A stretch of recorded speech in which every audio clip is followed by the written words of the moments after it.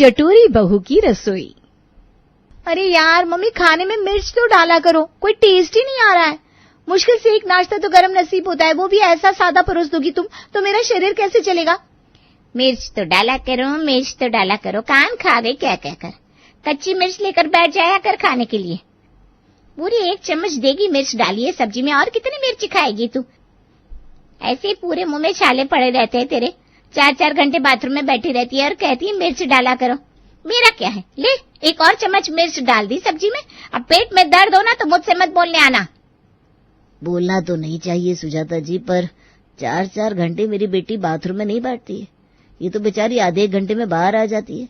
आपका सुपुत्र 4-4 घंटे बाथरूम में बैठा रहता है, वो भी फोन लेकर। कभी पूछिए क्या करता है इतनी देर अंदर। घर पर तो 24 घंटे आप सबकी बातें चलती रहती है।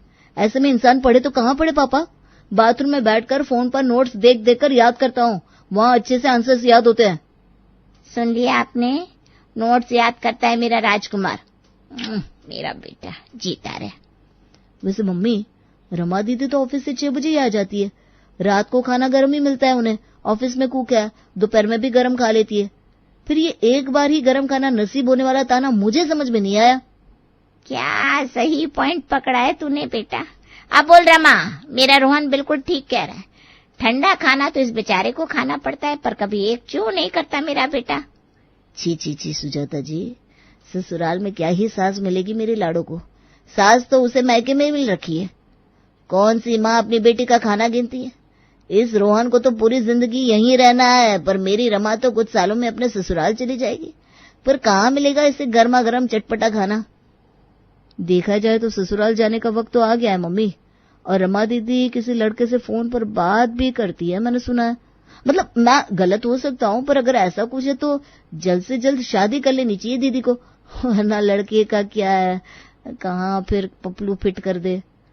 बाप रे बाप, कितना फालतू बोलने लगा ये लड़का, और चढ़ाओ सर पर इसे मम्मी। ये कहकर रमा गुस्से से अपने कमरे में चली जाती है। पर अब रमा कमरे में जाए या घर से बाहर, कुछ होने वाला नहीं था।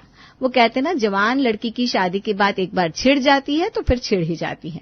रोज की तरह ऑफिस से लौटकर रमा सोफे पर हाथ पैर खोलकर लेट जाती है। बच्ची नहीं रही हो तुम, जरा हाथ पैर समेट कर बैठो, और अगर आराम करना है तो कमरे में जाओ।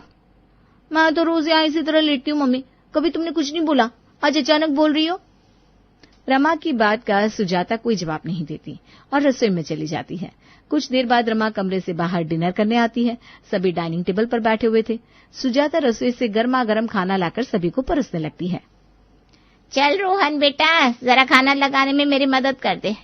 पराठे ले आई हूँ, सब्जियां तू ला दे। जी मम्मी। अब काम तो बेटे से ही करवाना पड़ेगा। क्या पता कहीं मेरी बेटी जैसी मेरी बहू आ गई तब क्या करूंगी मैं, इसलिए तुझे ही काम सिखा रही हूँ, करते बेटा। जब से ऑफिस से आई हूँ तो मैं बदला बदला देख रही हूँ। मैं क्या बात हो गई मम्मी, क्यों ताने मार रही हो मुझे तुम। ताने नहीं मार रही हूँ, सच्चाई बोल रही हूँ। 27 की हो गई है तू। तेरे पापा का बस चले तो पूरी जिंदगी तुझे यहीं रोक ले, पर ऐसे दुनिया नहीं चलती ना बेटा। इंजीनियर बनना था तुझे, बन गई। नौकरी करनी थी, कर रही है। आगे की भी सोच। मैं और तेरे पापा जीवन भर तेरे साथ नहीं रहेंगे। और रोहन, तुम जिस तरह सारा दिन कुत्ते बिल्लियों की तरह लड़ते हो ना, आगे तुम दोनों का साथ रहना तो नामुमकिन ही हो जाएगा। तब क्या यहाँ वहाँ अकेली डोलती रहेगी। तब तो ऑफिस जाने के लिए ना शरीर बचेगा, फिर क्या करेगी हैं? अरे ये कौन सा तरीका है लड़की से बात करने का सुजाता जी। अब रुकिए, मैं बात करता हूँ रमा से। बताओ बेटा, कोई है क्या आपकी लाइफ में? कोई नहीं है पापा। तो फिर ठीक है, मैं तुम्हारे लिए लड़की देखना शुरू करती हूँ। और एक के बाद एक सुजाता रमा के लिए लड़की के रिश्ते लाना शुरू कर देती है। अगर रमा को लड़के की हाइट में प्रॉब्लम लगती तो सुजाता उसके लिए 6 फुट हाइट के लड़के को ले आती। अगर रमा को उसकी सैलरी कम लगती तो सुजाता उसके लिए अच्छी पैकेज वाले लड़के का रिश्ता ले आती। और आज इसी तरह वो 31वां रिश्ता था जो सुजाता ने रमा के लिए देखा था। वो सब तो ठीक है आंटी जी, पर मैं शादी के बाद जॉब करूंगी, घर नहीं संभालूंगी, ये मैं पहले ही क्लियर कर देती हूँ। बेताली बहू। बहू तो बिल्कुल मेरी ही बहू बनने के लिए बनी है बेटा। जिस दिन मेरी सास मुझे देखने आई थी, मैंने उन्हें देखते ही कह दिया था, खाना मैं नहीं बनाऊंगी।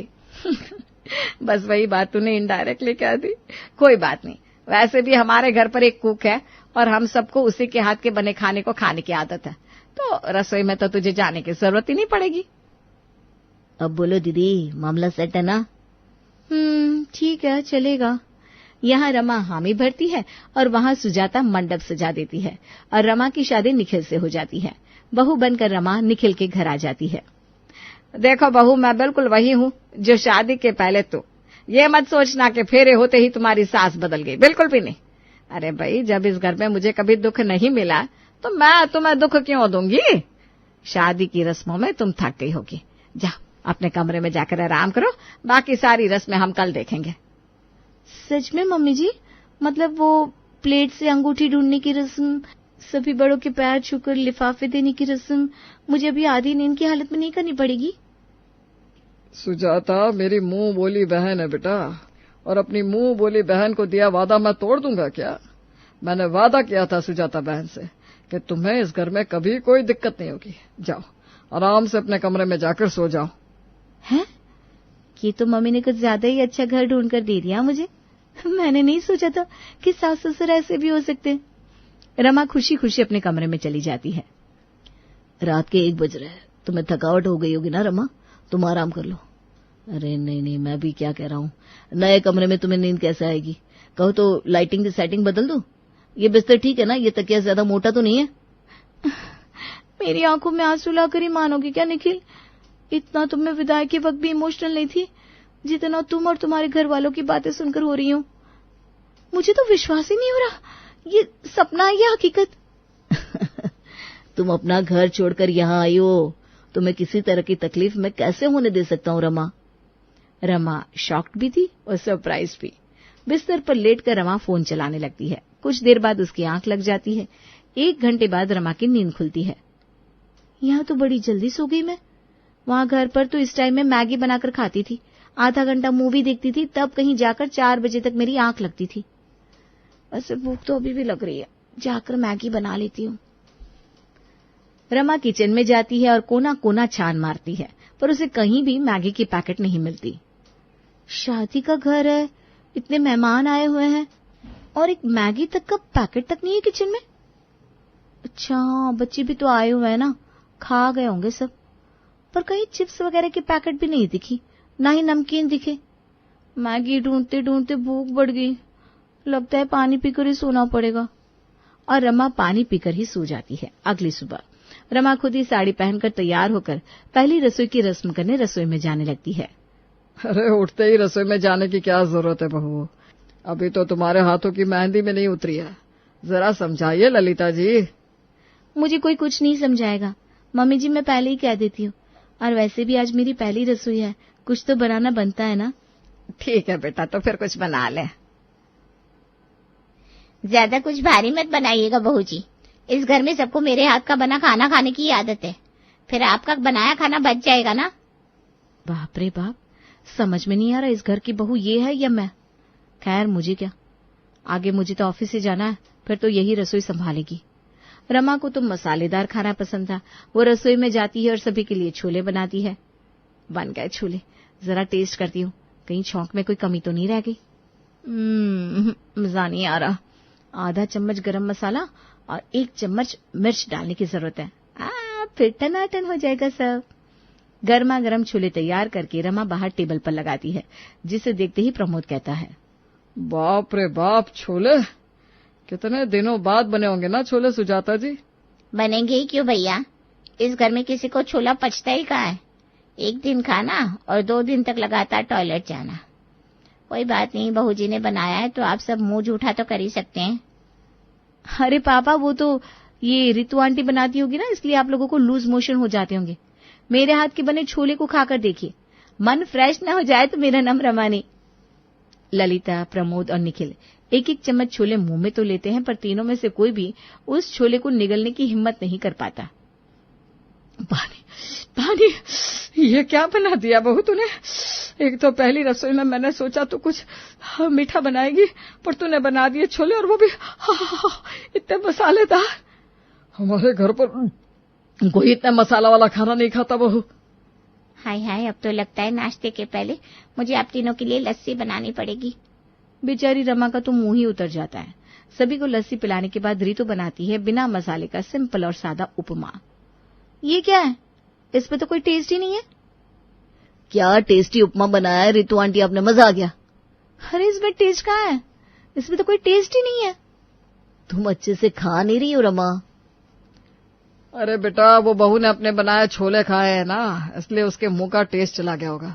कोई बात नहीं बेटा, खराब चीजों को खाने से एक बार मुंह का टेस्ट चला जाता है तो कुछ देर बाद उपमा खाना, तब तुझे अच्छा लगेगा। रमा के ससुराल में सब कुछ परफेक्ट था, पर ये नाश्ता खाकर रमा को अब सारी परफेक्ट चीजों में भी इम्परफेक्शन दिखने लगा था। वो अपने कमरे में जाकर अपनी माँ को फोन लगाती है। शर्म कर ले बेटा, जरा तो शर्म कर ले।